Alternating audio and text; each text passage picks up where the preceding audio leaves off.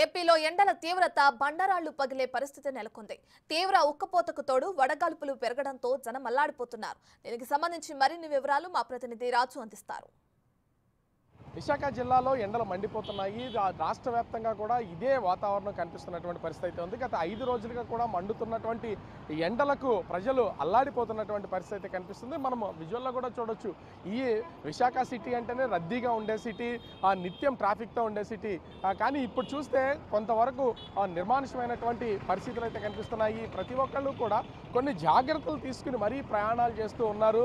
బయటికి రావాలన్నా కూడా జాగ్రత్తలు తీసుకువస్తున్నటువంటి పరిస్థితి అయితే కనిపిస్తుంది. ముఖ్యంగా అంటే నిన్నటి నుంచి ఇప్పటి వరకు నిన్న అత్యధికమైనటువంటి ఉష్ణోగ్రతలు రాయలసీమ వ్యాప్తంగా నమోదైనటువంటి పరిస్థితి అయితే కనిపిస్తుంది. ముఖ్యంగా నంద్యాల జిల్లాకు సంబంధించి గోస్పాడు, బండి, ఆత్మకూరులో 47.7 డిగ్రీల ఉష్ణోగ్రత నమోదైందంటే ఎండల తీవ్రత ఏ స్థాయిలో ఉందో అర్థం చేసుకోవచ్చు. ముఖ్యంగా రాయలసీమలో ఎక్కువగా అటు రాయలసీమ, ప్రకాశం, నెల్లూరులో ఎక్కువగా నమోదవుతున్నటువంటి పరిస్థితి అయితే కనిపిస్తుంది.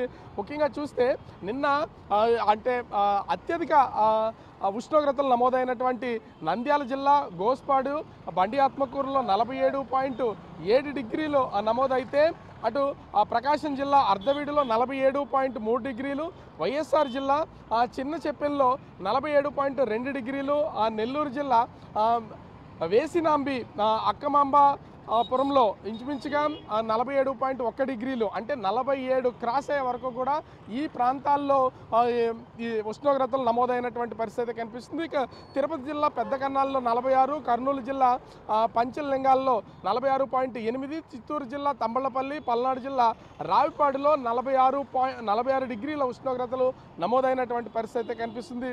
అంటే ఈరోజు కూడా భారీ వడగాలులతో అతి తీవ్రమైనటువంటి వడగాలులు కూడా వీచే అవకాశం ఉంది. అనంతపురం, అన్నమయ్య, చిత్తూరు, కర్నూలు, నల్గొండ, ఎన్టీఆర్, పల్నాడు, పార్వతీపురం, మన్యం, ప్రకాశం, నెల్లూరు, విజయనగరం, తిరుపతి, వైఎస్ఆర్ జిల్లాల్లో దాదాపుగా ఈరోజు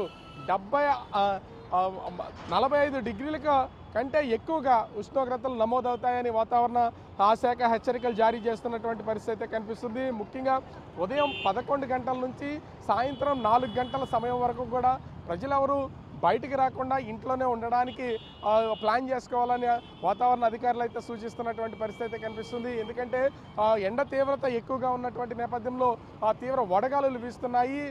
అతి తీవ్రమైనటువంటి వడగాలులు వీస్తున్నటువంటి పరిస్థితి ఉన్నటువంటి నేపథ్యంలో అధికారులు కూడా కొన్ని సూచనలు చేస్తున్నటువంటి పరిస్థితి కనిపిస్తుంది. నిన్న అంటే ఏపీలో అంటే ఒక సమాచారం అయితే అందుతుంది. ఏపీ రాయలసీమకి సంబంధించి ఈ తీవ్రమైనటువంటి వడగాలకి 4 వృద్ధులు మృతి చెందినట్లుగా ఒక సమాచారం అయితే ఉంది. అయితే దీన్ని పూర్తి స్థాయిలో అధికారులు ఇంకా ధృవీకరించినటువంటి పరిస్థితి లేదు.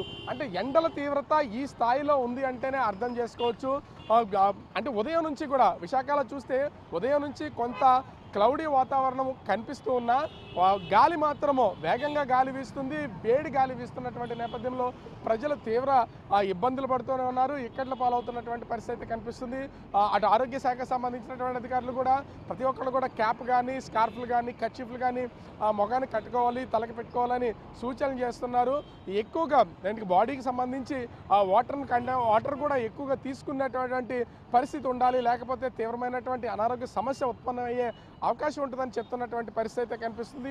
ఓవరాల్గా చూస్తే అటు ఉత్తరాంధ్ర, అదేవిధంగా రాయలసీమ, ఆంధ్ర మొత్తము 3 ప్రాంతాలకు సంబంధించి తీవ్రమైనటువంటి వడగాలులతో ఎండ తీవ్రత పెరుగుతున్నటువంటి పరిస్థితి కనిపిస్తుంది. రాయలసీమలో ఎప్పుడూ కూడా అధికమైనటువంటి ఉష్ణోగ్రతలు నమోదవుతూ ఉంటాయి. అదేవిధంగా ఉత్తరాంధ్రకు సంబంధించి అటు పార్వతీపురం, శ్రీకాకుళం, విజయనగరంలో ఎక్కువగా ఈ ఎండలు వచ్చే అవకాశం అయితే ఉంది. ఆ ఎండల తీవ్రతకి ప్రజలు తీవ్రమైనటువంటి ఇక్కట్లు పడుతున్నారు. అయితే ఇప్పుడు కూడా వాతావరణ శాఖ తెలియజేస్తున్న దాని ప్రకారం మరొక 4 రోజుల పాటు ఈ ఎండలు ఇదే విధంగా కొనసాగుతాయి.